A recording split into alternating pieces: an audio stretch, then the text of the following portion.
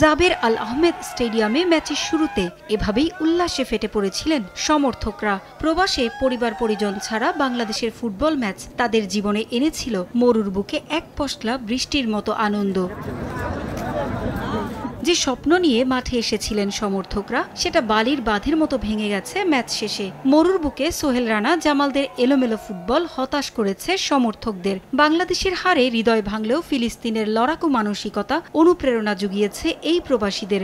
যুদ্ধে অনেকেই ফিলিস্তিনে রেখে এসেছেন পরিবার পরিজন, দেশমাতৃকার টানে নিজেদের উজাড় করে দিয়েছেন মাঠে। লড়াকু এই মানসিকতায় অনুপ্রাণিত বাংলাদেশে পরিবার পরিজন রেখে আসা এই প্রবাসী বাংলাদেশি সমর্থকরাও।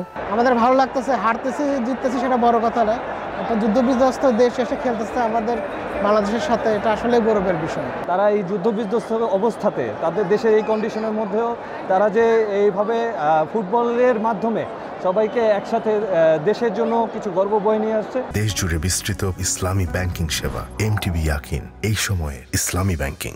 ২৬ মার্চ স্বাধীনতা দিবসে হোম ম্যাচে আবারও ফিলিস্তিনের বিপক্ষে লড়বে বাংলাদেশ। সে ম্যাচে আরো গুছিয়ে নেবে ফুটবলাররা, এমনটাই আশা তাদের। মোটামুটি ভালো খেলেছে, একবারে খারাপ খেলেছে তা বলবো না, তারপরও আমাদের আগামী দিনগুলিতে যাতে আমরা আরো সুন্দর খেলতে পারি। বাংলাদেশ আসলে যে আরে মনে করেন যে খেলাটা হওয়ার দরকার ছিল সে পরিমাণ খেলতে পারে না। ইনশাল্লাহ আমরা সামনে আশাবাদী, ইনশাল্লাহ বাংলাদেশ আরো ভালো খেলবে নেক্সট টাইমে।